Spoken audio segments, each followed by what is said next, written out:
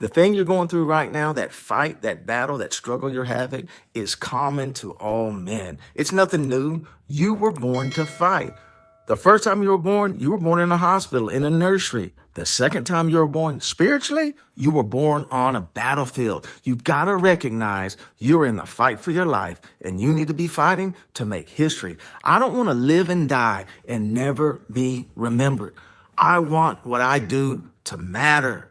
I want it to be bigger than me, last longer than me, and not be about me. That's vision. That's destiny. That's legacy. And God has a legacy for you. Every Christian has three battles they're going to have to fight. Every Christian. Ephesians 6:12 says this. It says that we wrestle not against flesh and blood, but against powers, principalities, spiritual wickedness in high places. Don't be deceived. You have a fight on your hands. And what you do when you respond to it is going to determine the legacy you leave. Three fights that you got. Every man has three fights. Every woman has three fights. You got a fight on your hands. And you got to decide today, what are you going to do about it? These fights determine the kind of history you're going to create with God. See, I don't want to be yesterday's news. I want to have new news every day. God, use my life every day. Take me further than I've ever been before. Because when your memories exceed your dreams, the end is near. Don't ever forget that. Nostalgia is about the past, the good old days. And you can live in two kind of futures. You can live a future based on your past, nostalgia, which will only take you where you've already been, or you can live your future based on God's plans, the fight that he has for you. The first fight that he has for every believer, every Christian, for you, is you got to fight against the devil. 1 Peter 5:8 says this, be sober of spirit, be on the alert. Your adversary, the devil, is roaming around like a roaring lion, seeking who he can devour. See, the day you were born, I truly believe this. You're called by God. And the day you were born physically in that nursery, there were two demons there. And they picked you up. They walked through the nursery. No, that's not him. To the next baby.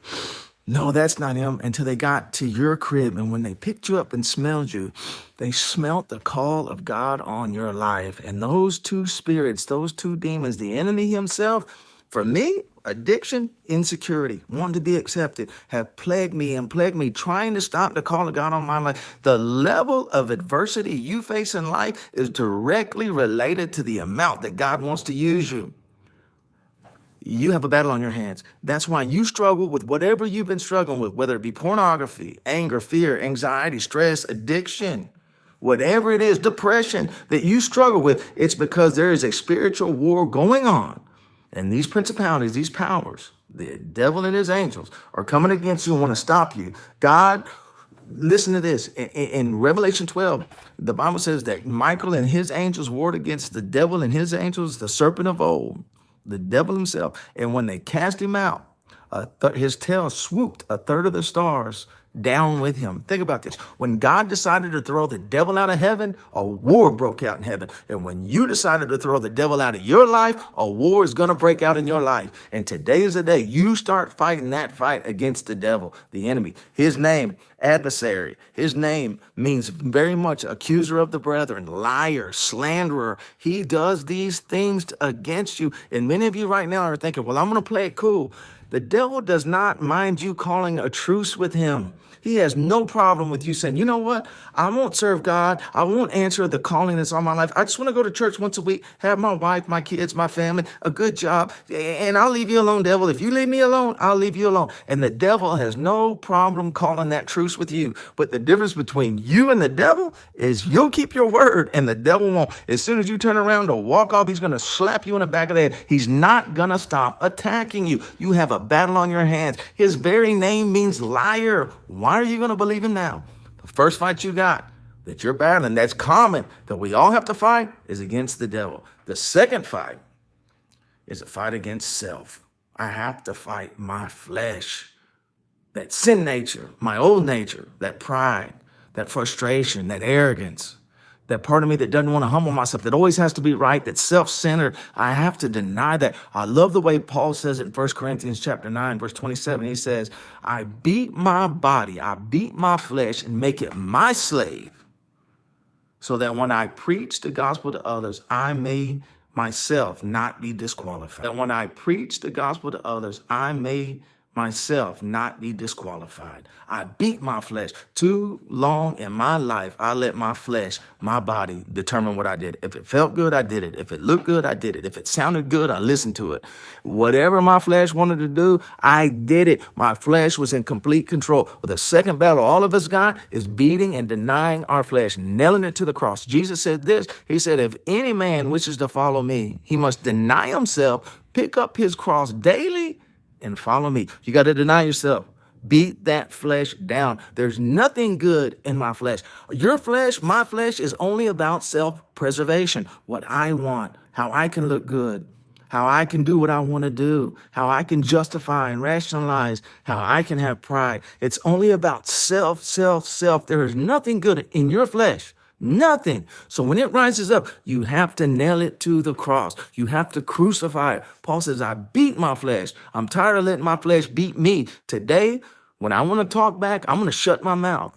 When I want to quit, I'm going to keep going forward. I'm going to beat my flesh and make it myself. When I want to pick up that phone and look at something I shouldn't, you need to beat your flesh and make it submit to you. You have dominion. You have power and authority over it as a blood-bought Christian to tell your flesh what to do.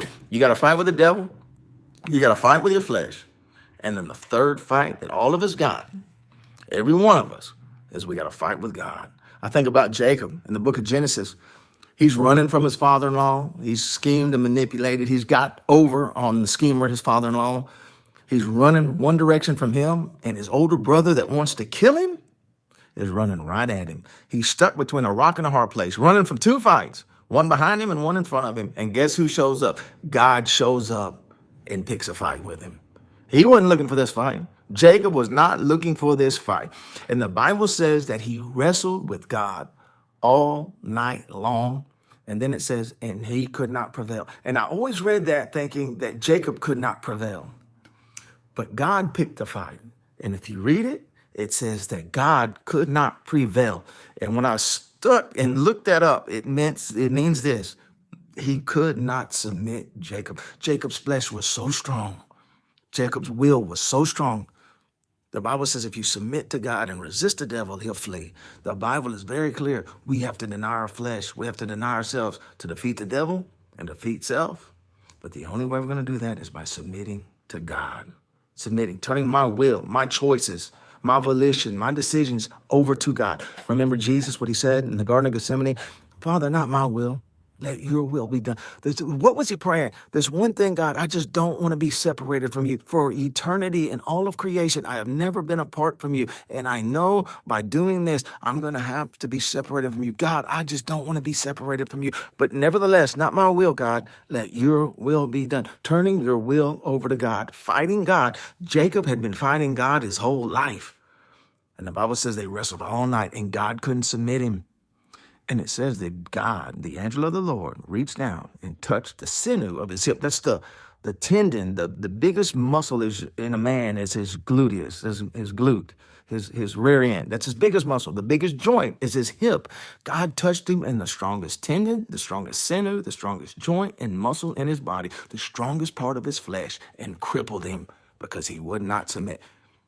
I want to encourage you. You don't have to wait till God breaks you to submit to God. Because being broken by God hurts. Once God deals with you and breaks you, stay broken. Don't make God rip something out of your hands that he's asking for. Give it to him voluntarily and willfully. See, we're fighting to make history. You're fighting to make history. God wants to use your life, and there's three fights. You got to fight the devil, you got to fight the flesh, the self, and you're going to have a fight with God.